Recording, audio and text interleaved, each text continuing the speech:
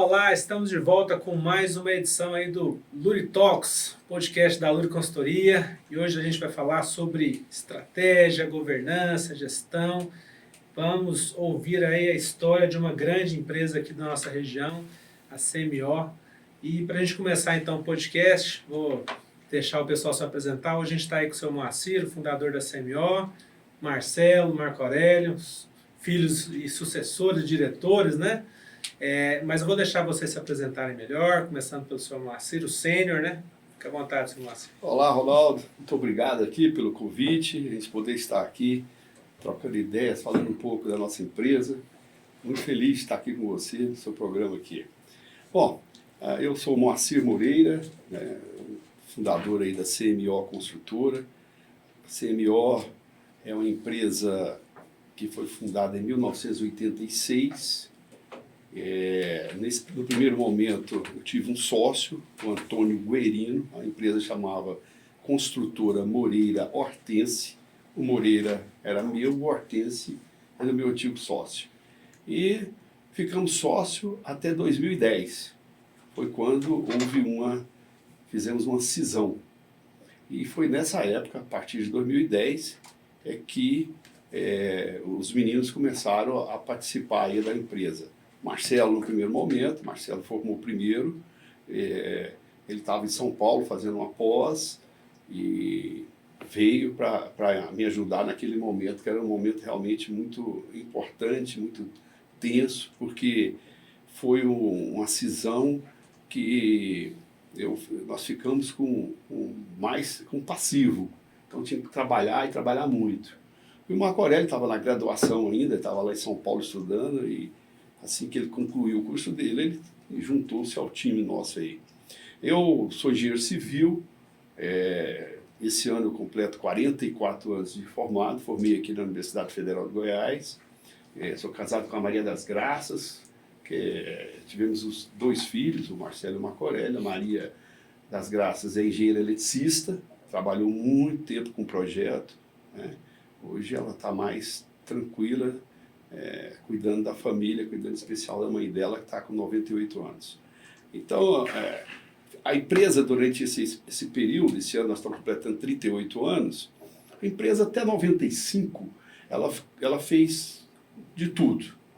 Eu falo 95 porque foi a data que nós fizemos a última obra pública, que nós fazíamos obras por empreitada, tanto pública quanto privada.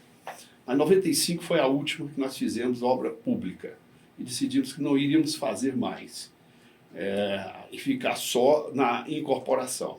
A nossa primeira incorporação foi da década de 90, início dos anos 90, um prédio de 12 apartamentos, ali no setor Pedro, foi o primeiro assim, que nós resolvemos fazer incorporação e entrar nessa área aí. Então, de 90 para cá, que a gente trabalha nessa área de incorporação, e a partir de 95 só com incorporação. Nesse período todo, 23 anos com sócio, e esses últimos 15 anos já com os meninos aí, os sucessores aí, o Marcelo e o Marco Aurélio, nós fizemos na área de incorporação, nós fizemos praticamente 80% do que a empresa fez nos 38 anos. Então nós trabalhamos muito, pegamos uma fase realmente de muito trabalho, né? O setor é um setor que oscila muito em altos e baixos, pegamos momentos que estavam bons e graças a Deus foram momentos que nós lançamos muita coisa. Então, depois esses números são fantásticos, mais de 110 empreendimentos entregues, mais de 1.250.000 metros quadrados de área construída entregue, e praticamente tudo aqui em Goiânia, um empreendimento só em Aparecida. Então a gente tem uma participação muito significativa.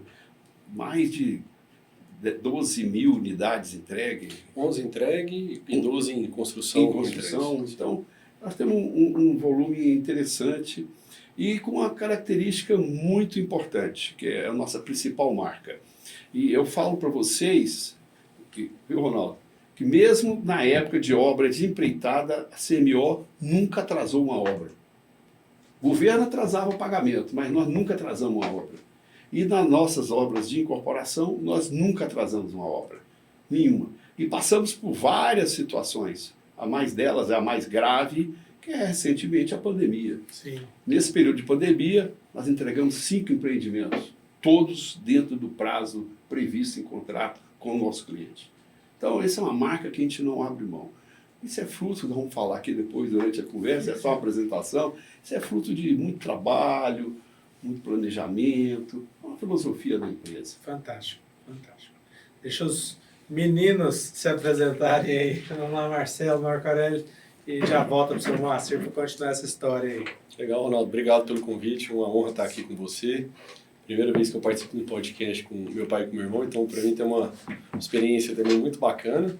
Legal. Meu nome é Marcelo Moreira, sou diretor comercial hoje da CMO, sou engenheiro civil também, mas hoje eu já mudei de área, né? Já a engenharia ficou um pouco para outras reuniões, estou mais focado na área de vendas, sou um corretor de imóveis e sou muito focado na área de vendas, desenvolvimento de produtos, marketing. Lá na CMO já passei por todas as áreas da empresa, de obras, suprimentos, administrativo de uma forma geral, e hoje estou na área de vendas, né? Eu brinco que eu sou o irmão mais velho da CMO, porque eu sou do mesmo ano, tenho 38 anos também, sou de fevereiro, a CMO de setembro. Então, minha vida começou dentro da empresa, né? Brincando lá nas pilhas de brita lá quando era criança, e depois como estagiário, e engenheiro, e hoje na área de vendas. Então, é uma empresa que mistura a nossa família, né? A gente, por sermos pai e filho, irmão, e muito próximos também, a gente tem um carinho muito grande pelo que meu pai começou e que a gente vem construindo juntos. E, se Deus quiser, essa empresa vai ter muita perenidade pelos próximos anos, quem sabe uma terceira geração no futuro, que é um grande sonho nosso também.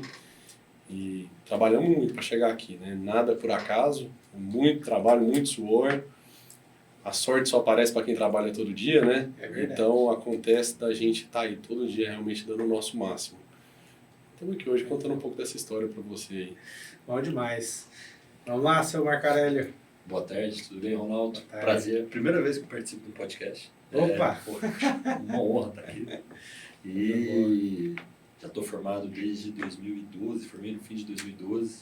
E eu brinco que, apesar de ter 12 anos, né, que eu estou trabalhando lá junto, eu comecei com 17. O primeiro emprego foi ajudante de xeroqueiro. Eu era ajudante de fotocópia. Antigamente tinha essa função lá dentro da CMO. Eu já organizei arquivo morto, já trabalhei com suprimentos. Então, como eu estudava em São Paulo, voltava nas férias, sempre estava fazendo alguma coisa, ajudando. Ou era obra, ou era escritório.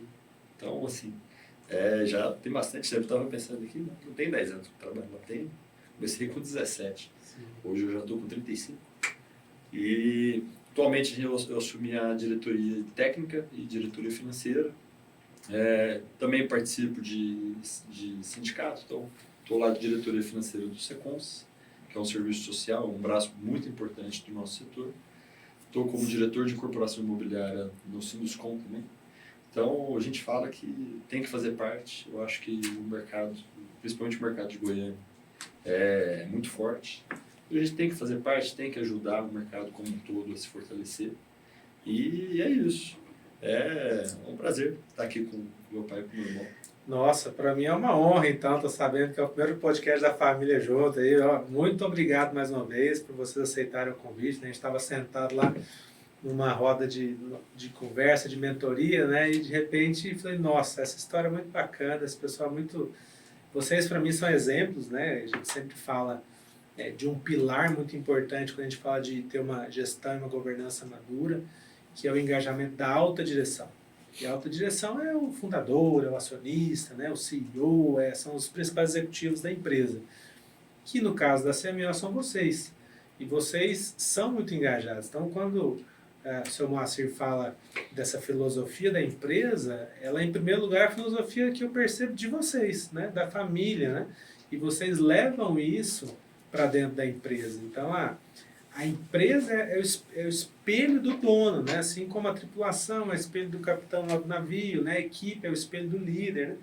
Então, como eu percebo em vocês todos esses valores muito claros de organização, de estrutura, de prudência, né? De fazer as coisas de fato com muita responsabilidade, naturalmente isso vai sendo levado para a empresa de vocês. Então, para mim, vocês são exemplos e referências. Então, eu gosto muito de convidar para o nosso podcast aqui da Luri pessoas assim, porque nós temos na Luri essa missão de preparar organizações para serem excelentes. A gente está sempre ajudando as empresas nessa jornada de profissionalização. Então, um dos objetivos desse podcast é porque a CMO, 38 anos, né? E aí começou lá atrás, aquela primeira fase de sobrevivência, segunda fase de crescimento desgovernado, depois a governança. Então, são 38 anos em que vocês atingiram um momento hoje de mercado em que vocês já estão numa maturidade maior do negócio. Agora, tem várias empresas que estão lá em 86, começando essa jornada. Então, é muito bom essas pessoas que estão começando essa jornada, poder ouvir de vocês que passaram por essa jornada, principalmente empresas familiares, que têm esse caráter familiar, né? Ou seja, tem o caráter dos desafios de qualquer empresa, mas também os desafios de conciliar a família dentro da empresa. Eu sou do tipo que acredito que a família é mais importante do que o trabalho, do que os negócios, né? Aquela coisa Deus, família, trabalho, né? Você tem que ter uma escala de prioridades. E aí é tão triste quando a gente vê, e é muito corriqueiro isso acontecer, né? A gente chegar no mercado e ver ali de repente uma família que se desfez por causa do negócio. Eu acho que nenhum fundador, né, seu Márcio, gostaria de pensar assim, vou fundar um negócio para lá na frente esse negócio destruir a minha família. Acho que ninguém gostaria disso, né? Mas infelizmente isso acontece muito no mercado. Então é bom a gente ter exemplos como vocês e a gente poder falar sobre isso. Então muito obrigado mais uma vez aqui por estar aqui com a gente. Me sinto honrado de ter então o primeiro podcast da família, né? Poder registrar isso aqui para estar sempre disponível para as pessoas verem esse exemplo. Então vamos começar lá por aquela história, naquela primeira fase, Márcio. Quais foram os grandes desafios de fundar o negócio? Aquela primeira fase que você do nada resolveu. Eu falo muito que empreendedor é meio doido, né? Porque no Brasil você montar um negócio, né? Assim, são muitos desafios, né? Na sua época, na sua geração, tinham grandes desafios econômicos, né? Uma moeda ali instável, muita hiperinflação, enfim. Então você resolveu tomar essa decisão, junto com um colega, né, de montar esse negócio. Então como foi essa primeira fase, os primeiros desafios, né? Eu acho que sempre as pessoas têm... Vou só puxar um pouquinho para cá. As pessoas têm um dom do empreendedorismo, né? Eu acho que eu tive isso, acho que herdei do meu pai.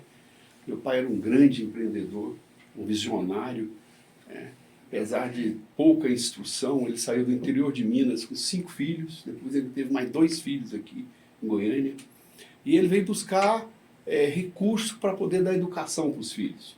Mas ele era um empreendedor, ele tinha lá uma padaria, ele tinha lá uma lojinha lá que vendia e fazia artefatos de montaria, mas tinha funcionários, né? Então ele tinha isso. Eu acho que eu herdei isso do meu pai. Meus irmãos também, todos nós lá somos empreendedores, os 7.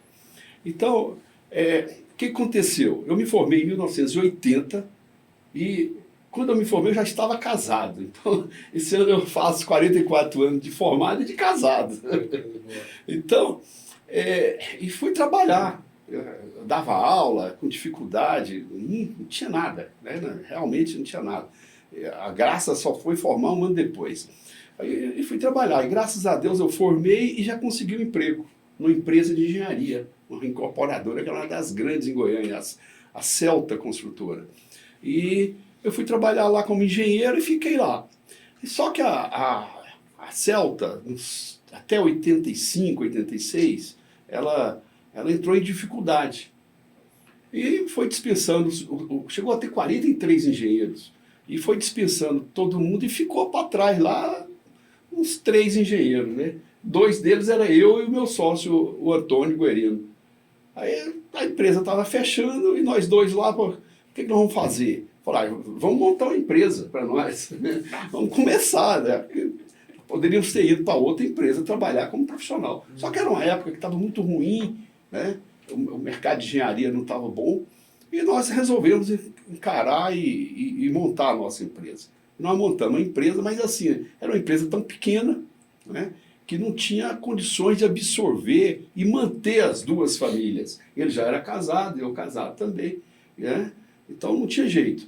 Aí eu falei para ele, olha, você vai estruturando a parte administrativa da empresa nesse começo aí, contratando contador, e eu vou procurar emprego aí em outra empresa.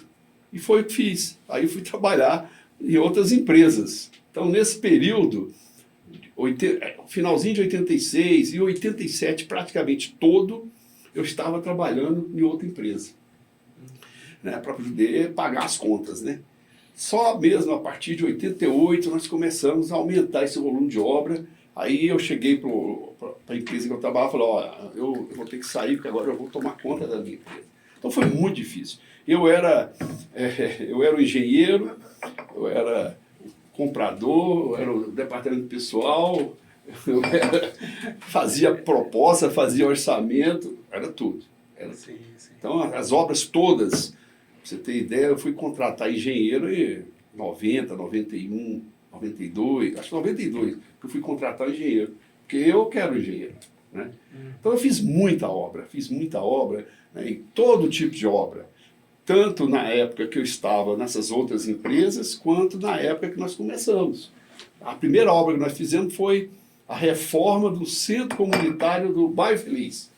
E essa reforma basicamente era uma pintura. Então você imagina o tamanho da obra, né? Essa foi a primeira obra nossa, né? Então eu não esqueço. E depois fizemos pontes, fizemos estrada, fizemos hospitais, fizemos centro comunitário, ginásio de esporte, todo tipo de obra pública que você pode imaginar, nós fizemos, né? E com toda a dificuldade de fazer, participar da licitação, executar a obra, entregar. Nunca atrasamos uma obra, nem obra pública, nunca. E fizemos obra particular também. Qualquer obra. Hoje, quem está começando, o que tiver, pega, faz, né? Eu sempre fui apaixonado pela profissão e dediquei muito na faculdade, muito, né? E assim, tanto eu, na área de civil, quanto a minha esposa, a Graça, na área de elétrica, ela também gostava muito da profissão dela. E ela trabalhou muito. E produziu muito, trabalhou na área de projetos, fez muito projeto para nós, projeto para outras empresas. Então esses meninos cresceram vendo os pais falar bem da engenharia, porque nós dois sempre gostamos muito de engenharia, né? E eu sempre procurando fazer a melhor engenharia, a melhor técnica. E eu sempre falando isso para todos que trabalharam com a gente. Nós temos uma empresa de engenharia, nós temos que trabalhar e buscar excelência dentro do que há de melhor dentro da engenharia. Então eu acho que isso, eles cresceram ouvindo a gente, né?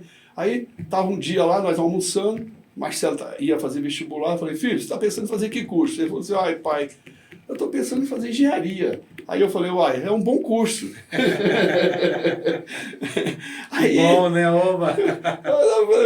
E não teve um segundo que eu falei para ele que ele teria que fazer engenharia. E o mesmo foi com o Marco Aurélio. O Marco Aurélio foi um pouco mais fácil, porque já era 3, né? Era 3 que tinham feito engenharia. Aí eu cheguei, filho, o que você pensa em fazer? Ele falou, pai, eu acho que eu estou pensando em fazer engenharia. Eu falei, então tá bom. Então, foi desse jeito mesmo, você entendeu? Então, para mim, as pessoas perguntam, pô, você deu sorte, seus meninos resolveram fazer a mesma profissão sua. Eu falo assim, olha, dei sorte sim, um pouco de sorte tem, mas também tem um trabalho, né? Aqui eu contei o santo, mas não contei direito, né? Eu que levava isso para a escola desde pequeno. Aí eu começava a contar história de engenharia para eles desde pequeno. Sim. História boa. Entendeu? Nunca viram a gente reclamar, eu saía cedo, nunca reclamei, trabalhava muito, mas nunca reclamei. Então eles desde pequeno escutavam história boa sobre engenharia. Então foi uma coisa natural. Então essa regra, às vezes eu dou para os amigos meus, essa dica, né? Falou, ó, não fale mal, fale bem, fale da profissão, e quem sabe seus meninos vão escutando isso desde pequeno. Então assim, quando foi em 2010, o meu sócio resolveu sair do negócio, ele não queria mais mexer com engenharia, a empresa estava muito bem, né? Aí ele me ofereceu para vender a parte dele, e graças a Deus nós tínhamos uma estrutura que dava para fazer o negócio, e foi um negócio bom. Mas assim, desde o começo eu falei para ele, eu só faço o negócio se for bom para você e para mim. Perfeito. E graças a Deus foi muito bom para ele e foi muito bom para nós. Ótimo. Né? Como sempre deveria ser, né? Assim, eu digo que o ideal seria a gente preservar aquela regra de ouro, né? Que o Senhor Jesus ensina, né? Faça ao outro o que você gostaria que fosse feito a você. Então você não quer que a pessoa te passe para trás, né? Então a gente não vai passar os outros para trás também. Exatamente. É esse ganha-ganha ou nada feito, né? Vamos procurar uma relação, uma negociação que realmente todo mundo saia ganhando, né? Eu sei que nem sempre é possível, mas é sempre possível a gente buscar isso, né? É sempre bom que a gente sempre busque isso. E aí eu tenho certeza que talvez a gente não consiga em 100% das vezes, mas na grande maioria das vezes a gente talvez consiga, né? Se a gente estiver sempre buscando isso. Bom, e aí, então essa primeira fase de sobrevivência, muitos desafios, essa loucura e dureza que é a vida do empreendedor, principalmente do fundador, né? Como que foi para vocês, Marcelo e Marco Aurélio, crescerem com isso, né? Porque vocês ainda não estavam no negócio, mas vocês estavam ali, né? Como o Marcelo falou, ele estava brincando na brita ali e tal. Como que foi crescer nessa primeira fase do negócio em que vocês ainda não estavam no negócio? Porque daqui a pouco a gente vai entrar no momento que vocês entram de fato no negócio. Né? Mas antes, vamos entender como é que era um pouquinho essa primeira fase aí. Legal. Eu acho que nada é por acaso, né? Meu pai foi muito feliz em comentar que os exemplos vieram de casa, né? A gente acompanhou eles trabalhando muito, sendo grandes exemplos na profissão e dedicação, e isso nos inspirou, né? A crescer com pessoas do bem, valorizar muito o estudo, que sempre foi um ensinamento dentro de casa, que era importante nos preparar para estudar, ser bom aluno, né? E isso nos preparou para a vida adulta, né? Mais uma vez, nada é acaso, então acredito que se está dando certo até agora, eu acho que já é uma sucessão de sucesso, porque nós estamos há muito tempo dentro da empresa, mas claro que ainda tem muito chão pela frente, nós somos novos e acho que o sucesso é diário, a conquista é diária, mas se está dando certo é porque meu pai e minha mãe nos prepararam para isso, né? Desde criança ensinando a importância do estudo, nos mostrando o caminho certo e com bons exemplos dentro de casa, sem dúvida alguma, né? É até engraçado, eu estava lembrando aqui, no apartamento que a gente morava, isso a gente mudou para lá acho que nos últimos 3 anos, do Firenze, que se não me engano foi o segundo ou terceiro prédio, segundo prédio que a CMO fez, e fica na rua 1024, é uma rua que eu tenho um carinho muito grande, que a gente, por acaso, tem outro prédio construído na mesma rua. Então eu passo lá 2 vezes por semana. Em construção, né? Em construção. Eu passo na porta da minha antiga casa 2 vezes por semana. E aí vem memórias, né? A gente morou lá muito tempo. E lá eu lembro que nossa sala de estudo era junto com a sala de trabalho da minha mãe. Então minha mãe antigamente o projeto era desenhar, você imagina, prancheta, e ficava ao lado eu e meu irmão estudando. Então meio que trabalhava todo mundo junto, né? E é o que meu irmão falou, de exemplos, né? Então ficava à tarde, às vezes passava a tarde fazendo tarefa, estudando junto com a minha mãe trabalhando. Meu pai trabalhava demais, então acabou que isso refletiu.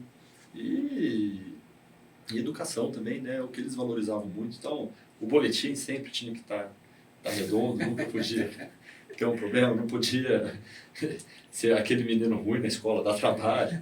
Então, não podia matar a aula, então era tudo muito levado a sério. E então, dá resultado. Isso aí realmente a gente vê que... Então vocês tiveram um modelo que funcionou e que vocês podem usar com os filhos de vocês agora, né? Com certeza. Sempre foram muito amorosos, mas muito duros na educação. Isso é importante, mostrar que o amor ele também vem com autoridade, né? Assim, que você tem que ter responsabilidade, né? Eu falo que a gente está num universo causal, tem causa e efeito. Você faz, também você, né? A agricultura mostra pra gente que a gente colhe o que a gente planta. Se a gente não planta nada, a gente não colhe nada. Se a gente planta morango, vai colher morango. Se planta uva, vai colher uva, né?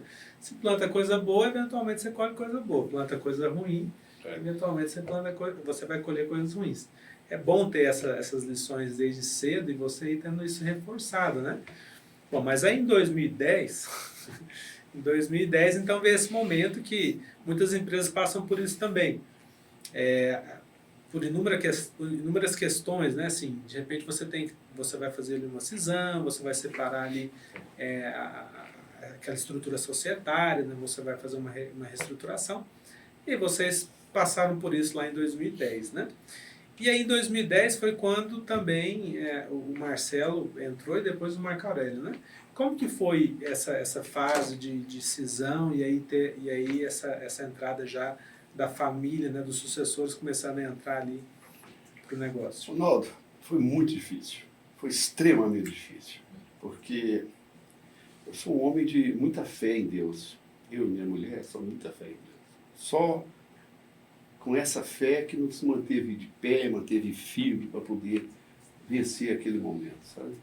Porque foi um peso muito grande de responsabilidade, de dificuldade, né? Porque eu fiquei com todos os ônus do negócio, né? O meu sócio ele saiu sem dívida nenhuma, né? Você tem ideia, eu fiquei com a casa de morar e um carrinho para andar, né? Mas era aquilo que eu queria e acreditava, né? Mas isso, tive um problema de saúde com um ano depois, quase morri. Foi um negócio terrível, não gosto nem de lembrar. Mas, graças, no primeiro momento, principalmente ao Marcelo, muito preparado, mesmo jovem, e vestiu a camisa. Depois chegou o Marco Aurélio também, com vontade, querendo trabalhar, né? Então, foi graças a esses dois caras aí que a coisa firmou, né? Porque eu sozinho não ia dar conta. Sou muito técnico, da área técnica. A área comercial eu fazia e fiz por um tempo. Mas não é 5% que o Marcelo tem essa facilidade, esse dom, né? E com o tempo, o Marco Aurélio veio depois, começou lá fazendo obra. Pai, para onde que eu vou? Chegou de São Paulo, para onde que eu vou? Falei, vai tocar obra.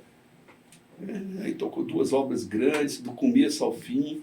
Aí, quando terminou a segunda obra, eu falei, não, agora você está preparado para ser diretor, né? Com uma formação técnica fantástica, né? Formou lá em São Paulo, na USP.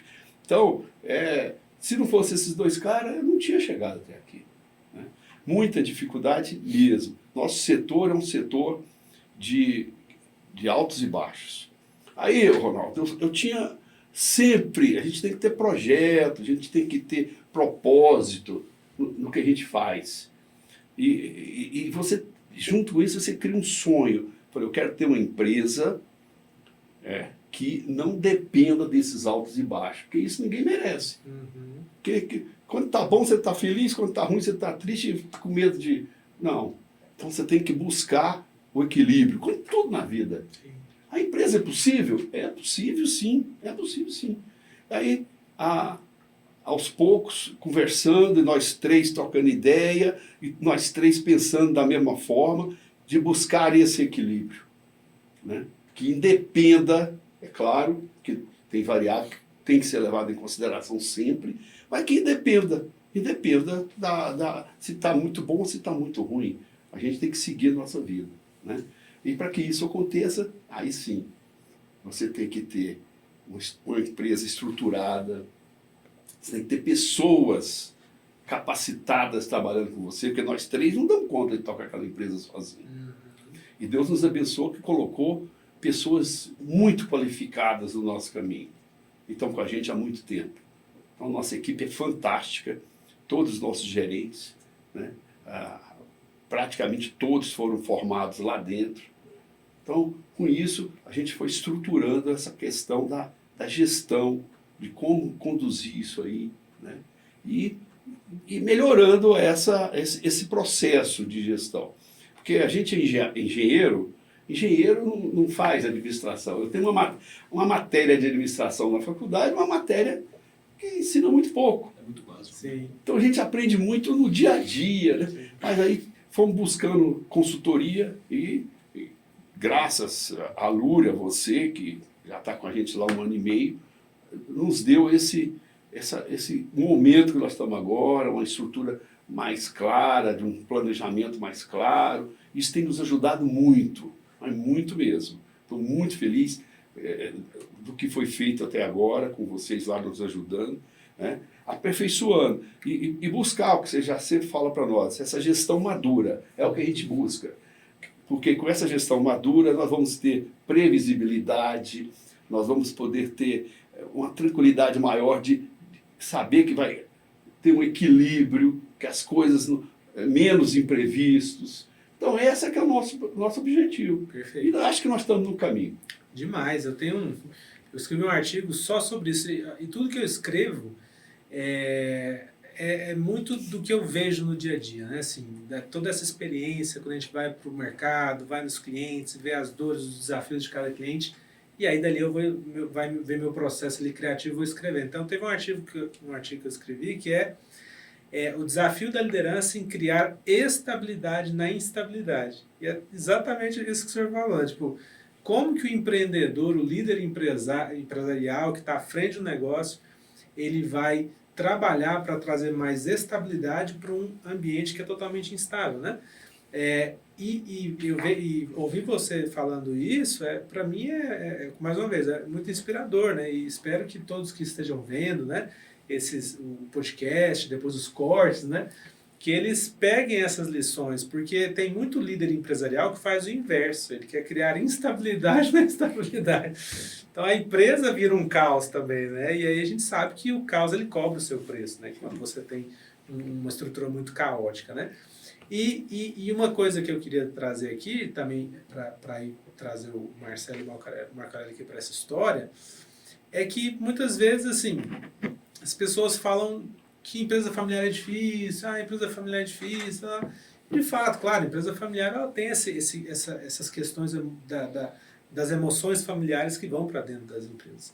Mas a empresa familiar ela tem uma grande vantagem quando você tem uma família unida, saudável, né, amorosa, porque é o seguinte, esse papel de alta liderança, né, de um líder que está à frente de um negócio, é muitas vezes um papel solitário. Às vezes você, né, assim, se vê com tanta responsabilidade, com tantos desafios, aí você senta e respira, né? E aí você olha para o abismo, assim, né? Você, nossa, tanta responsabilidade em cima de mim aqui, né? Tantas famílias, tantas coisas, né? Então é um cargo de muito peso, né? E quando você olha para uma empresa familiar, você pode ter isso, essa coisa de você olhar para o lado e falar, bom, tem aqui a minha esposa, tem aqui o meu filho, tem aqui... Você pode ter um membro familiar que te dá muito mais segurança, confiança, né? Quantas vezes eu não penso isso também, nossa, meus filhos já podiam estar mais velhos para me ajudar. Mas eu imagino que é uma coisa que a gente pensa meio que no automático, né? Naquele momento de tanta dificuldade, a quem que eu vou recorrer? Claro, primeiro a Deus, mas em segundo lugar você tem sua família, né? Que numa empresa que não é familiar, a pessoa não vai ter que ir lá, vai ter que peitar aquilo lá sozinho mesmo, então é muito mais solitário, né? O senhor falando isso, eu lembrei do livro do Abílio Diniz, dele contando a história dele, quando nos momentos de mais dificuldade que ele tinha, a quem que ele recorria? A família, né? Então ele sempre trazia a família nesses momentos de grande desafio. Então, nesse momento de grande desafio que o senhor Márcio recorreu à família, a família respondeu, né? Então, eu queria ouvir de vocês agora, o Marcelo e o Marcarelli, como é que foi esse momento ali, primeiro o Marcelo em 2010, depois o E só Marcarelli. antes deles falar, eu vou fazer uma observação, que pode ser útil para muitas pessoas. Eu falo que é uma bênção de Deus. Quando eles não vieram como filho, apesar de ser filho, não vieram como filho, vieram como sócio. Fiz questão de colocar eles como sócio. E esse processo deles de evolução, à medida que eles foram evoluindo, né, eles foram crescendo profissionalmente, crescendo como experiência, mas também crescendo como sócio. Hoje, o peso de voto, o peso de decisão, nós somos iguais. Compartilhar. Prolabore é igual. Então, assim, isso que eu falo, que acho que Deus me iluminou. Sou eu e a mãe deles totalmente despreendido com relação ao dinheiro. Eu acho que os dois que estão criando família precisam muito mais do que eu. Então, isso eu sei que tem muitos empresários que às vezes não tomam esse tipo de atitude. Então a dica que eu dou é essa. Os meninos são capazes, são muito bons, vamos melhorar. E eles sempre buscaram melhorar, os dois, né? Sempre buscaram melhorar. Então, daqui a pouco eu vou diminuir o meu salário mais ainda. Olha só, responsabilidade, hein? Sócios. Então, como é que foi assumir essa responsabilidade lá em 2010, 2013, né? Como que foi para vocês esse momento? É legal, porque isso que meu pai falando, eu acho que mostra a qualidade dele como um líder, né? E você tem um grande diferencial na CMO, que parte desses princípios dele, e a gente carrega isso para toda a equipe de gerência, é essa independência de tomada de gestão para todos os líderes dentro da empresa, né? Então, começa com essa postura do meu pai como diretor-geral, de nos dar liberdade nas tomadas de decisão. Nós temos nossos momentos de dividir decisões, de compartilhar ideias, que são muito importantes, mas no dia a dia, cada um tem sua independência. E essa independência é carregada também para os líderes e gerentes que a gente tem dentro da empresa, deles serem independentes nos seus departamentos, com seus orçamentos. Isso faz a empresa ser muito mais ágil na tomada de decisão, faz a empresa ser mais dinâmica também na evolução como empresa, os processos não ficam parados em uma pessoa, né? Então, todos ali dentro crescem como profissional, como ser humano, no momento que tem independência. Então, começa nessa gestão familiar de nos dar essa independência de profissional, de diretor, mas carrega isso para uma cultura de empresa também, né? Então, é muito legal ver isso acontecer dentro da CMO. E o mais interessante é que quando a gente se compara com outras empresas do setor, a gente vê que nós temos uma gestão muito mais enxuta. Nossa equipe é muito menor quando comparada com outras empresas, exatamente por uma tomada de decisão rápida, por um processo mais evoluído de gestão. Os departamentos são quase microempresas dentro da empresa no momento de tomada de decisão. Então é muito legal carregar essa cultura que começa no Moacir como profissional, né, e educação. E eu acho que isso também me ajudou desde 2010. Quando eu entrei na sociedade, em 2010, ainda passei por outros departamentos antes de ir para a área comercial, mas desde o início meu pai me deu muita liberdade de impor a minha visão, impor a minha cara no departamento. Claro que eu falo que eu não tomo decisão sem ele, porque essa bagagem de experiência que ele carrega é única, né? Eu quero que ele participe de todas as decisões possíveis. Mas eu sempre dei a minha cara no meu modo de gestão e isso me permitiu também crescer como profissional, de aos poucos ir perdendo a marca de herdeiro para uma marca de profissional independente, né? Não tem nenhum problema em falar que eu sou herdeiro, porque de fato eu sou, mas me tornei um profissional, né? E isso com muita independência. Então, se eu tivesse ficado ali na barra dele, provavelmente eu teria sido igual a ele, né? Eu teria me feito uma cópia, né? E claro que a gente seguiu caminhos diferentes e muito por essa independência na gestão, né? Então, é muito legal ver onde a gente chegou exatamente. Eu acho que esse é um dos grandes segredos da CMO. Se tivesse que revelar um segredo, nossa, era esse. Não vejo diferente, né? Legal. Concordo bastante. Eu acho que a minha vinda para a CMO é um pouco diferente da do Marcelo, que veio logo na cisão. Então, em tese, faltou um pedaço ali da empresa, que era o nosso ex-sócio, e o Marcelo veio suprir. Então, ele veio muito... estava uma época difícil, não foi uma época muito fácil. Eu já consegui vir numa época um pouco melhor. Então, olha, vou fazer um plano de carreira, vai tocar obra. Então, fui tocar uma obra no Negrão de Lima, acabou a obra, fui tocar outro empreendimento. Então, eu fiquei envolvido de 2013 a 2017 com obras, né? E isso dá uma noção à empresa. Então, já cheguei a ter 200 funcionários. E isso eu que fechava ponto, eu que administrava todo mundo. Acaba que a obra é uma empresa independente, né? Então, lá dentro, você tem que saber gerir, tem que saber lidar com as pessoas. E uma outra coisa que eu acho interessante também, que meu pai sempre incentivou, foi a busca por conhecimento. Então, antes do Marcelo vir para Goiânia, ele estava lá, na época acho que era IBMEC. Era o INSPER. Era o INSPER. Era o INSPER. Fazendo, acho que era tipo um CBA. Hoje é um curso de gestão de pessoas. Curso de gestão de empresa. Logo depois também eu fui estudar gestão de negócio na Dom Cabral, que eles têm um curso aqui em Goiânia. Então, essa busca por conhecimento, porque é o que o Moacir falou. A engenharia, ela te dá o pensamento lógico, mas conceitos muito básicos de administração, de direito, que para o empresário não te garante no dia a dia. Sim. Então, temos que buscar alguma coisa, temos que buscar conhecimentos, que eu acho que é fundamental para qualquer profissional. E isso é um outro ponto que eu vejo muito assim, na nossa empresa, é muito incentivado. Então, toda hora a gente está instigando os gestores, instigando os funcionários. pô, mas e aí, vai fazer algum curso? Vamos estudar? Vamos pensar em alguma coisa? O que está precisando melhorar? Isso desde sempre, né? A gente tem um programa super bacana, isso quem começou foi o Moacir já há bastante tempo, que a gente banca metade da mensalidade, enfim, do curso que a pessoa queira se profissionalizar.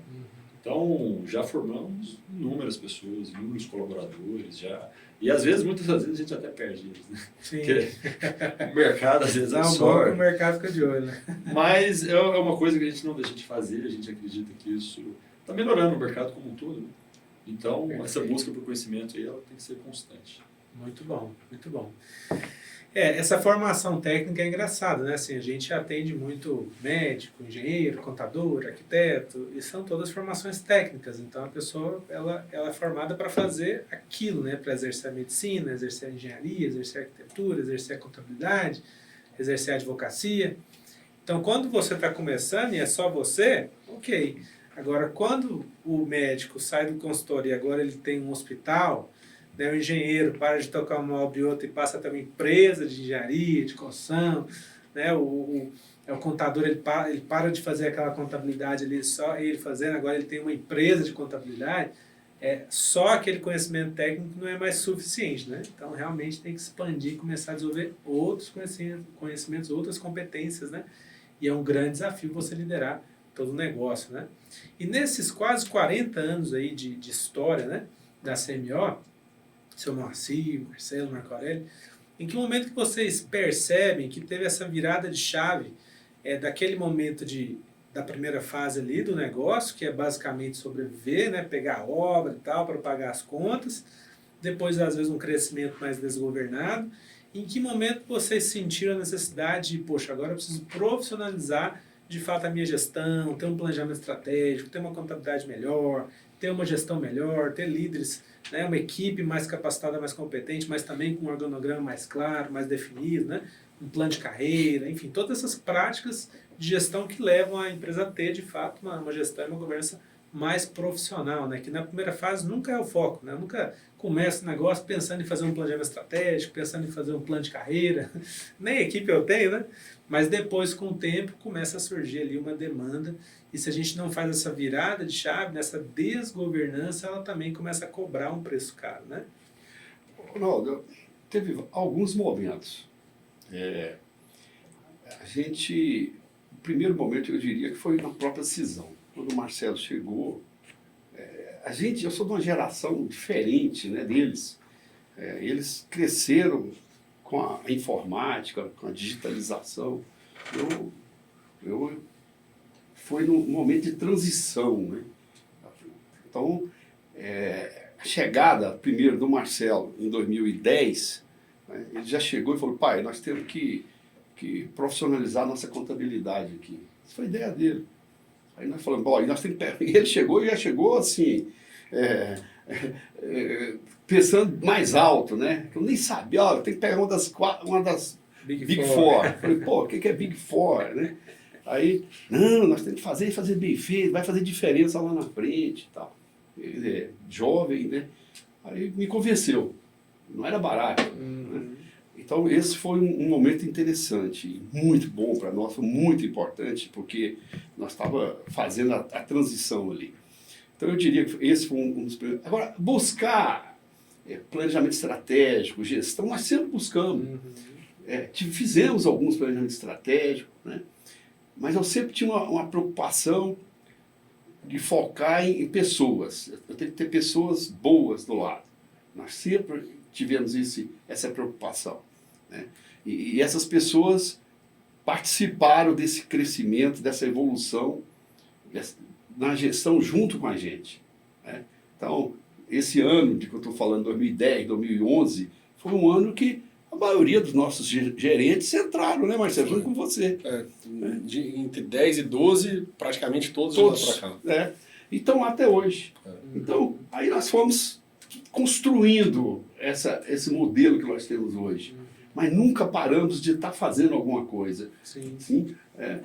Plano estratégico, tivemos recentemente a implantação do ESG. Agora, sempre teve evento. Agora, o que é importante nisso? sempre com a nossa participação. Sempre. Só para você ter ideia, nós certificamos ISO 9000 em 2000, né? 2000, certificamos acho que em 2001. Eu acho que é 2000. Então nós estamos falando mais de 20 anos de certificação ISO, né? Nós fomos uma das primeiras construtoras em Goiânia a obter a certificação. Eu participei na época, eles não estavam ainda, de todos os eventos. Então eu participo. Porque você melhor do que eu sabe, se não tiver comprometimento da alta liderança, nada fica de pé. Então, isso aqui é importante colocar. Se você quer fazer algum programa, você quer implantar alguma coisa, participa. Se a alta direção não participa, como é que o seu colaborador, o seu subordinado, o seu gestor, fala, se ele não está dando importância, por que eu tenho que dar? Isso é uma coisa básica, né? Implantação do Mega, você participou? Sim, muito. Nosso muito. RP. Nós, quando nós implantamos lá o RP, que era um negócio assim, né? Complicadíssimo, uma mudança drástica, também foi um negócio que foi marcante para nós, né? Nós tínhamos uma estrutura muito simples, né? E eu, com uma visão, falei, não tem condição de continuar dessa forma que está. Então, eu sempre estou pensando na frente, procurando uma visão mais na frente, né? Agora, eu tenho minhas limitações, né? Mas aí que eu falo que primeiro o Marcelo, depois o Marco Aurélio, implantando coisas novas. O Marco Aurélio assumiu a gestão de obras, a parte de diretoria técnica, e veio com uma cabeça diferente da minha, né? Então, assim, e já nesse processo digital, e nós estamos hoje. E para? Não vai parar. Mas, então foi 2010, depois acho que um momento bom foi um pouco pré-pandemia, ali 2018, 2019. Aí veio a pandemia, que foi aquele caos total, né? E nós conseguimos, em plena pandemia, reunir, nos preparar, nos programar com antecedência. Mas como? Quer dizer que você falou que vocês entregaram 5 obras durante a pandemia e não atrasou nenhuma. Não atrasou nenhuma. Na primeira semana de pandemia, o Marcelo já estava fazendo lives online. Ele começou, foi entrevistado a nível nacional. O que esse cara está fazendo aí? A primeira semana estava lá, entendeu? E nós reunimos a alta direção, toda a parte de gestão, e vamos avaliar risco dessa pandemia, traçar cenários. Isso foi assim, com 15 dias de pandemia, nós estávamos reunidos online e traçando os cenários, com o que pode acontecer nessa pandemia de maneira otimista, realista e pessimista, entendeu? Sim. Então, e à medida que as coisas foram andando, nós fomos atualizando aquilo. Então, cara, planejado. Aquele cara ali chegou e falou assim, pai, vai faltar material. Falei, então vamos comprar. Falei, é isso que eu quero, vou comprar. Compramos tudo com antecedência. Nós não tivemos um problema de entrega de material. Estava tudo estocado. Ele chegou e falou, tem que comprar, vamos comprar porta, comprar louça, comprou esquadria, comprou tudo. Por isso nossas obras não atrasou. Tivemos um estouro, às vezes, de uma ou outra obra de custo, mas é aquilo que a gente sempre fala, né? Melhor estourar um pouco o custo do que atrasar, às vezes, o sonho do cliente. Sim. Então, nós estamos falando aí, muitas das vezes, 200 apartamentos. São 200 pessoas ali que estão contando, né? O cara está com o casamento marcado, enfim. E um mês de aluguel de todo mundo é barato, em cima principalmente da reputação e do nome da empresa, né? Sim. Então, isso a gente leva muito a sério. Que legal. Isso mostra o propósito, como que ele está, né, assim, bem entranhado ali, né? De fato, essa coisa que você falou de enxergar o sonho vai muito além de pensar só o material, como é que vai estruturar e tal, mas eu estou olhando o que está por trás disso, né? Eu não estou só botando um tijolo em cima do outro, eu estou entregando, na verdade, um sonho, que existe uma expectativa muito grande, né? Muito bacana isso, de vocês terem essa percepção mais profunda do negócio, né? Não é só aquela percepção mais superficial, mas ela é mais profunda, né? Nós estamos falando de pandemia. Sim. Quer dizer, o que não pode ser uma desculpa maior do que uma pandemia? Para nós, eu falei, não quero saber de pandemia. Vocês se viram, nós vamos entregar no prazo para o cliente. É o que o Marco Aurélio falou. Nós temos compromisso com o cliente, né? Agora, para fazer isso, pode parecer simples. Para nós não é tão complicado, porque virou para nós uma coisa normal. Mas isso exige o quê? Exige muito trabalho, exige planejamento, gestão. Gestão, tá certo? Porque se você fizer a gestão bem feita, fazer um planejamento bem feito, dá para você prever, né? Poxa, tinha uma pandemia. Então traçamos 3 cenários, tá certo? E ali naqueles 3 cenários nós fomos ali, ó, administrando e atualizando aquilo. Aí deu certo. Ele falou, pô, vai faltar material. Eu falei, poxa, sabe, aí mesmo, fechou tudo, aí vai faltar. E lá, comprando tudo antes. Quer dizer, então isso é gestão. Perfeito. Isso é gestão. Você deu só, deu um, nem se deu, todos podiam fazer. Por que as outras empresas eventualmente não fizeram? Dar uma desculpa para o cliente é mais fácil? Para nós não. Além de atender o cliente, que é nossa obrigação, que é realizar o sonho dele, tá? Nós temos uma outra questão financeira. Obra que atrasa, estoura custo. Nossas obras não atrasam. Então, nós também estamos olhando pelo o resultado. Sim. Você tem que ter resultado. A empresa tem que ter resultado. Então, você tem uma boa gestão e você vai buscar o resultado. Perfeito. O Eisenhower que costumava dizer, né, assim, o general supremo das Forças Aliadas, né, o planejamento, né, que é aquele documento, não vale nada, mas o planejar vale tudo. Ou seja, você vai estabelecendo esse cenário, sabendo que esse cenário, quando você for para a prática, quando você for para a realidade, ele pode não ser aquele que você imaginou, mas como você planejou, você se preparou até para fazer ajustes para outros cenários. Uhum. Agora, se você não faz esse papel, você está totalmente perdido, né? E no meio dessa turbulência, é sempre bom lembrar que o navio, ele precisa de um capitão, principalmente no momento de maior turbulência, que é a hora que a tripulação mais procura o capitão. E aí, o que eu tenho que fazer agora? E é a hora que o capitão, com todas as dificuldades que ele tem e desafios que ele tem que assumir a responsabilidade dele mesmo e tocar o navio, né? Sim. Muito bom. E aí, na sucessão, então, eu estou entendendo que isso é uma coisa bem... a gente vê bastante, né? Que quando você tem o fundador, aquele set de competências do fundador, é muito voltado para botar o negócio de pé. E isso é um desafio gigantesco já, né? Agora, o desafio, muitas vezes, do sucessor não é mais botar o negócio de pé, porque o negócio já está de pé. O desafio do sucessor é muitas vezes trazer essa profissionalização, que geralmente não é uma competência do fundador, né? Porque ele exatamente foi fundando ali a duras penas, fazendo a coisa acontecer, e o sucessor já pode trazer uma visão mais de governança, de estrutura, de gestão, de profissionalização de várias áreas da empresa, né? Então, como que foi para vocês agora, já deixando, vou partir da deixa aqui, que o seu Márcio falou, não, quando eles chegarem, chegar cheio de ideia, né? E que bom, seu Márcio, que o senhor ouviu e permitiu essas ideias acontecerem, porque tem muito fundador que fica segurando, né? Às vezes o senhor fica frustrado. Estou cheio de ideia, mas não posso fazer nada, né? Mas vocês trouxeram ideias e puderam levar adiante essas ideias, né? Então, como que foi essa chegada de vocês e essa ideia de trazer algo a mais para o negócio? A vontade de a sua identidade no negócio é natural de quem quer trabalhar e crescer, né? A situação, nada foi também planejado, não é que, pelo menos comigo, quando eu cheguei eu já tinha a ideia pronta, não existia isso, né? Acho que a situação foi ao acaso, as dificuldades foram aparecendo e a gente foi avançando nas ideias, né? Essa situação mesmo na auditoria foi gerada pela dificuldade de não ter a auditoria, né? Então, em algum momento a gente percebeu que a gente precisava avançar porque as informações não eram claras. A gente lembra de uma reunião que a gente precisou expor os dados da empresa, a gente não encontrou os dados, gerou uma insegurança quanto à informação, e aí fomos atrás.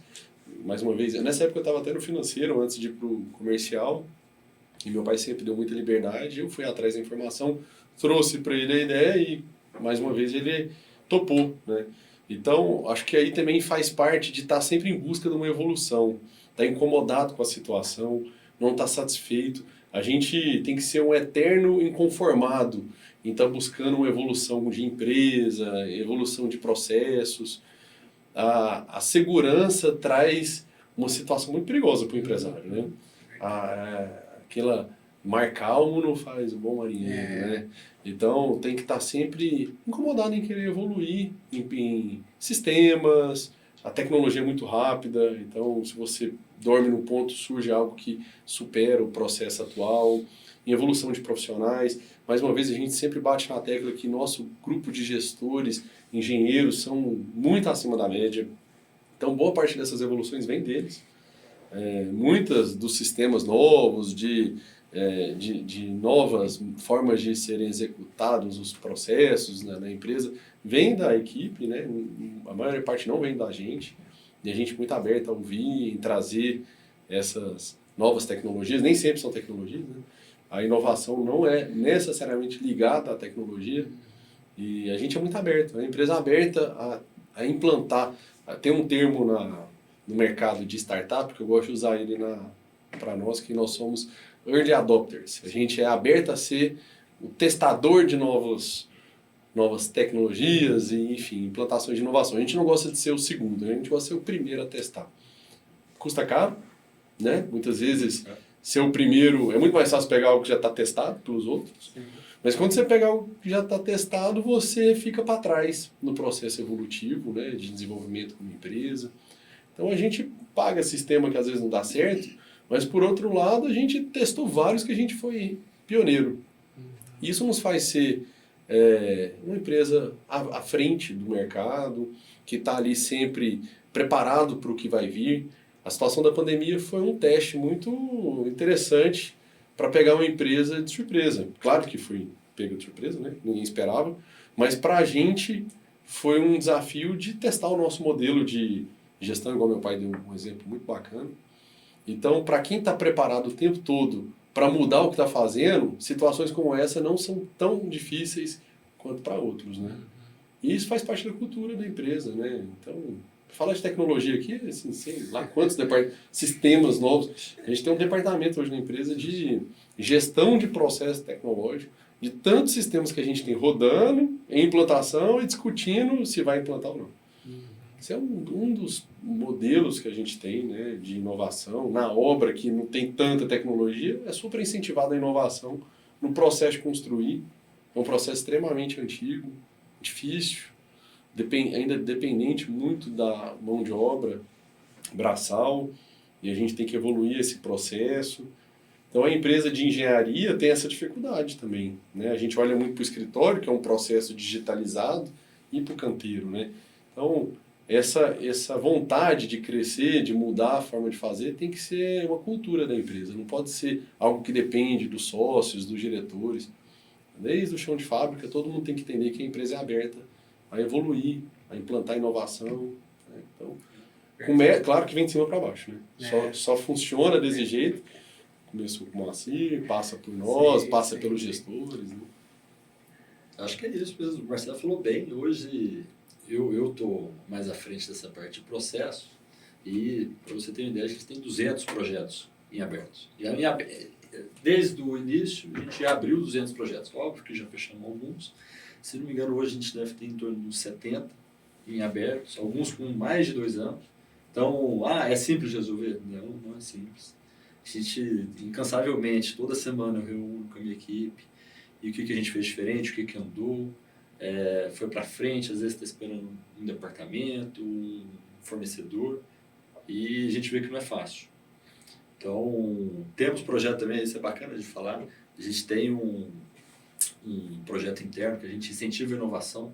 Então, no início do ano, quando a gente faz nossa reunião com todo mundo, a gente premia quem foi o que teve a ideia mais inovadora, né, dentro daquele ano. Então, dá um checão e o pessoal fica super feliz de saber que a ideia é incentivada e no ano seguinte ela é cobrada nos novos departamentos. É uma ideia que é fácil de replicar. Então, peraí, isso é cobrado incansavelmente desde que eu entrei. A gente tem reuniões mensais para falar de obra, né? Então, viu um negócio legal na sua obra, a gente podia fazer isso, vamos jogar dentro do sistema de qualidade. E E é isso. Se o gestor, o líder, não pegar para fazer funcionar, tratar aquilo só como alguma coisa que tem que fazer, não tem melhoria, não tem evolução. Então tem que estar analisando o processo o tempo todo, tem que estar revisando, peraí, não dá para melhorar? E vamos ver o que a gente pode cortar caminho. Temos que começar a medir também, isso é outra coisa super importante. Não é do eu acho, aquilo que a gente conversou na nossa reunião semana passada, tem que ser um processo científico, né? Perfeito. Então, peraí, vamos medir o que a gente quer medir, a produtividade, a melhoria. Vamos fazer diferente em outro lugar para ver se achamos alguma coisa que realmente tenha valor, né? Medir a satisfação do cliente. Que a gente pode falar departamentos assim que foram criados, né? Um departamento assim, bacana, de assistência técnica, era um departamento que normalmente era tocado meio ao relento, e isso muitas das empresas que a gente conhece no mercado ainda tocam desse jeito, e já tem uns 5 anos que a gente profissionalizou e falou, cheguei para o Moacir, para o Marcelo, falou, precisamos ter alguém para ficar de olho, porque gasta muito dinheiro, é um negócio que mede a satisfação do cliente lá na ponta, que é um negócio que muitas das vezes a gente não tem muito controle. Mas, graças a Deus, hoje roda muito bem. Temos Nota altíssima e um custo baixíssimo, que é importante também, que tem que medir. E, enfim, aqui podemos falar de várias áreas. Se deixar, vai embora, né? Essa questão que realmente a gente estava falando da liderança, ela sair do subjetivo e caminhar sempre para o que é objetivo, né? Sair do eu acho, eu penso para qual que é o indicador, qual que é o dado, qual que é a meta, né? Você começar a ter realmente esses dados mais factuais. Muito bem, nossa, o tempo passa rápido, né? Na hora que você vê, já deu o nosso tempo aqui. Para a gente concluir, então, eu queria só pegar um gancho que o senhor Moacir falou, que é fundamental, né? E até do que o Marcelo falou também, que a questão é que tudo isso tem que virar cultura, né? Só que quem nutre a cultura e quem sustenta a cultura e quem mantém a cultura viva é a alta direção.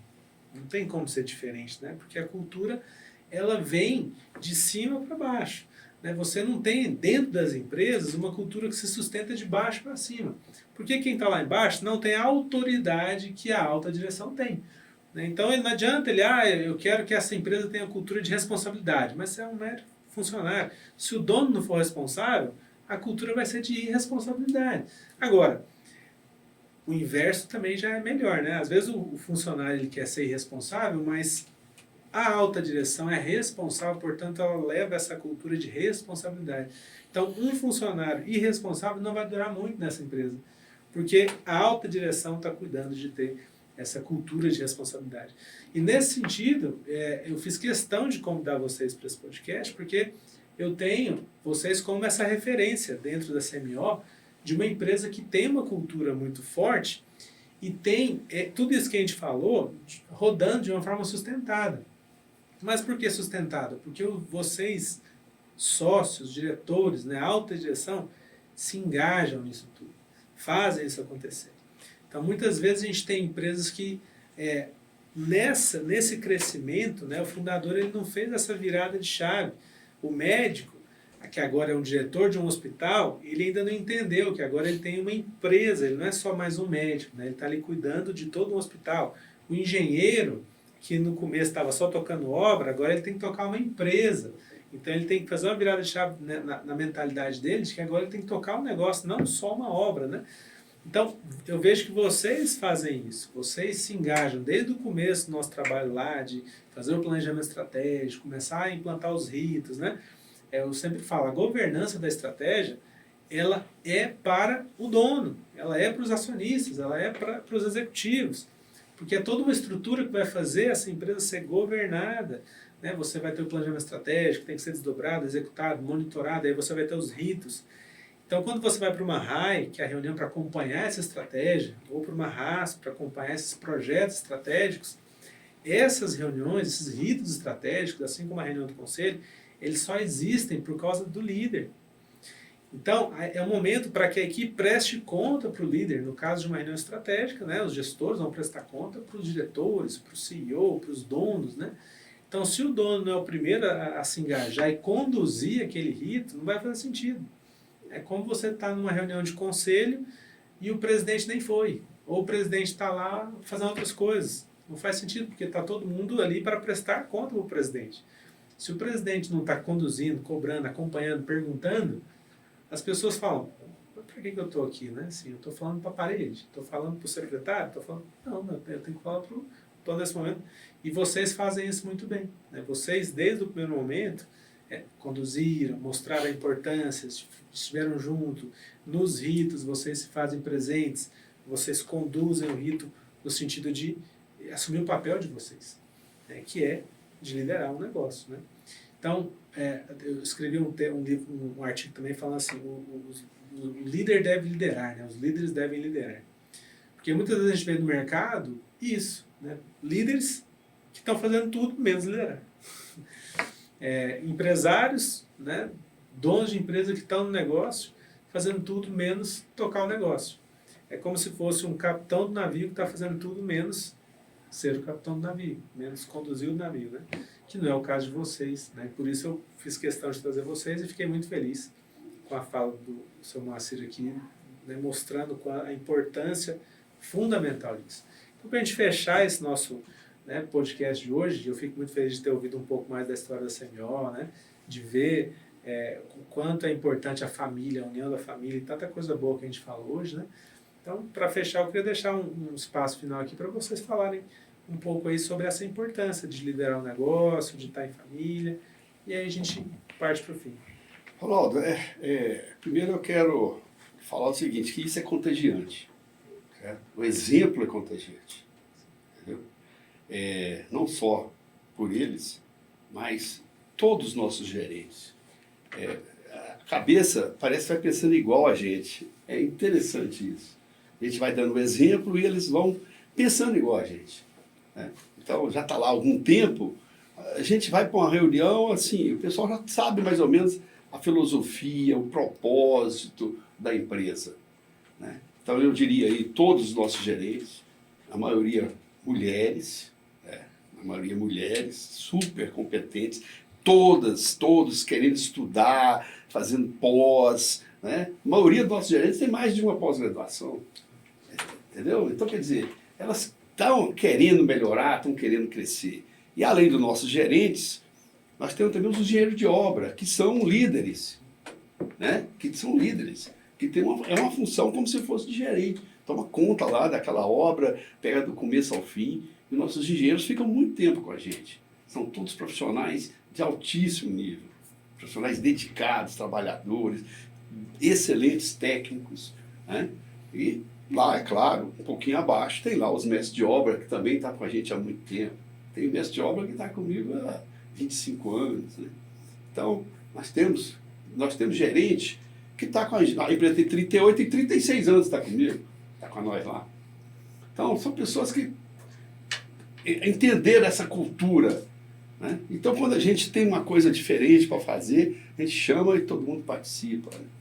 Mas nós poderíamos ficar aqui falando muita coisa por muito tempo. Né? Uma das coisas boas que nós fizemos no ano passado, que me orgulha muito, foi a implantação da política de ESG. Que já estamos com o nosso manifesto, publicado no nosso site, e que roda, e que funciona. Né? E na última reunião, vou falar aqui em primeira mão, né? Eu falei para o grupo, já vai virar projeto, tá? A próxima região não está projeto. Nós vamos criar o Instituto CMO. Eu quero formalizar essa questão social, uma questão que está no nosso DNA. Né? Esse cara aqui, ó, quando começou a pandemia, ele falou, pai, nós vamos fazer umas lives, e para cada participante da live, os corretores que participaram, nós vamos doar uma cesta básica. O senhor concorda? Eu falei, provado. Nós já doamos quantas cestas, filho? Passou de 50 toneladas, né? A quantidade de cesta eu perdi a conta, mas acho que tem quase 60 toneladas já de alimento. Acabou a pandemia, nós continuamos com a prática. Então, estou dando um exemplo. Nós temos vários outros exemplos. Porque nós temos que fazer nosso trabalho, nosso papel social na sociedade. E nós fazemos isso, está no nosso DNA.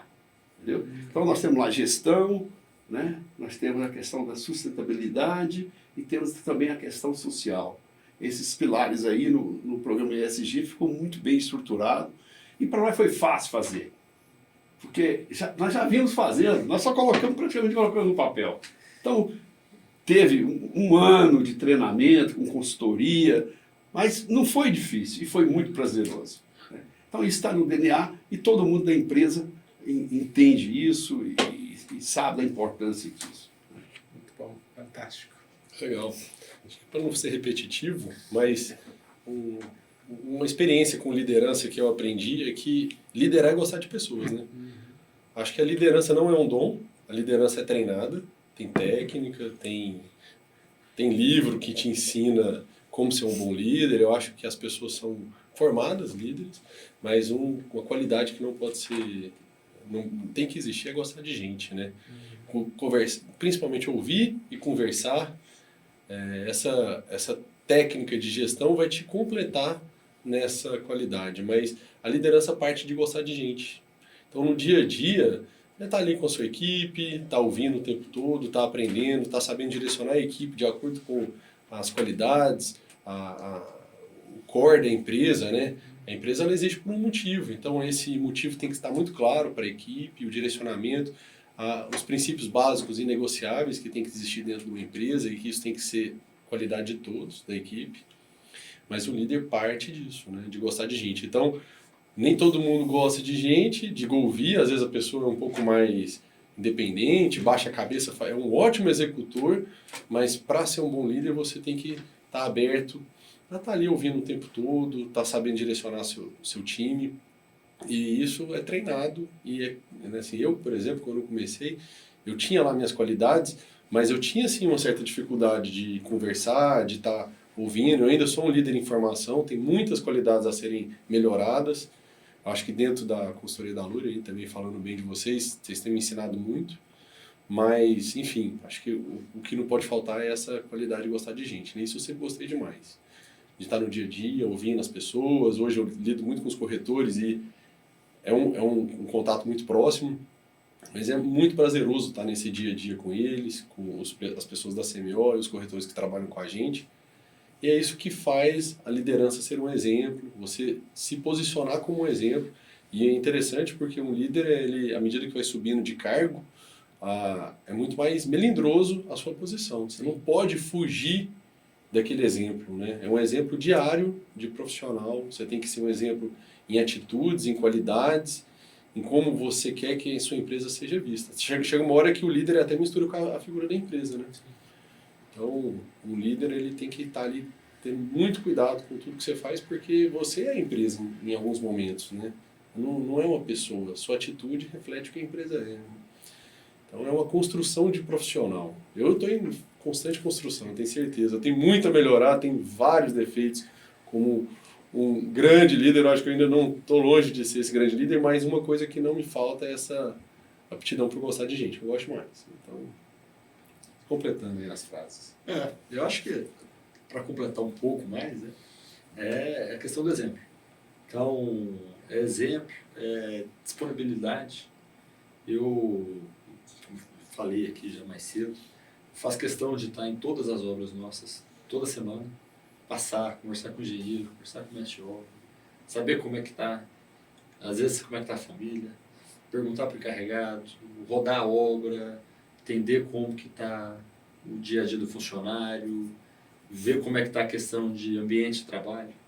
Então, como nossos canteiros são canteiros, né? E canteiros é uma empresa que você tem que construir do zero. E ela está em constante modificação. Então, no começo da obra, a gente não tem muito espaço, a obra vai saindo, a gente vai conseguindo melhorar um pouco o espaço, vai conseguindo melhorar um pouco o banheiro, o refeitório. Hoje, para você ter uma ideia, a gente está com um projeto super bacana. Nós vamos montar uma academia em parceria com o SESI numa obra nossa, mais central, que vai atender outras obras. Então, o funcionário termina o expediente, ele vai conseguir, às vezes, fazer um exercício físico já no local de trabalho, não tem que ir para casa, trocar de roupa, às vezes. Porque muitas vezes a gente vê que é uma demanda que existe e ser disponível. Eu também faço questão de estar no escritório, como tem não só a parte técnica, tem outras áreas que eu coordeno também. Então eu faço questão de estar todos os dias à tarde no escritório e porta sempre aberta. Ó, tá com um problema, vamos conversar, deixa eu entender o que é o problema, vamos trocar ideia. E eu acho que é isso. A gente tem que pensar junto, mas também tem que ter ideia diferente. Isso é uma coisa que eu falo muito, principalmente com os engenheiros de obra. Eu falo, pô, peraí, se nós três for pensar igual aqui, precisa só de um. Não precisa ser dos três. Ninguém tem uma ideia diferente, ninguém tem um negócio. Pô, vamos pensar fora da caixa. E isso tem que fazer também. O líder ele não tem que olhar só para dentro da empresa, né? Tem que olhar para fora. Hoje é um negócio que eu faço questão de fazer demais. Então, tento visitar obras de outras empresas, entender. Ah, beleza, não é igual a nossa, mas às vezes pega uma ideia boa. Eu sempre estou trazendo isso para os dois. Falo, ó, visitei uma obra bacana, acho que daria para a gente incorporar isso. Vamos em feira em São Paulo, vamos em evento fora do Brasil. Se não der para eu ir, manda meu gerente e vamos tentar trazer coisa nova. Porque às vezes a gente fica olhando só para dentro, e às vezes é uma ideia ali que você às vezes copia, que faz toda a diferença. Enfim. Perfeito. É isso. Fantástico, né? Esse é o papel do líder, né? Os japoneses chamam de Gemba, né? Os norte-americanos chamam de Management by Walking Around, né? No final do dia, o líder tem que ir onde as coisas acontecem, né? Não pode ficar escondido atrás de uma mesa. Muito bom o bate-papo. Acho que a gente vai ter que, de repente, marcar um próximo para falar de outras coisas. Mas gostei demais, gente. Muito obrigado. Obrigado. Foi ótimo. E aí, para a turma, espero que tenham gostado aí também do conteúdo. Curtam, compartilhem, né? Vão aproveitar esse conteúdo riquíssimo, vamos espalhar para as pessoas, que é um conteúdo que com certeza vai contribuir com muitas empresas, muitos empresários, muitos empreendedores e líderes empresariais. E muito obrigado e até a próxima com o nosso Luri Talks.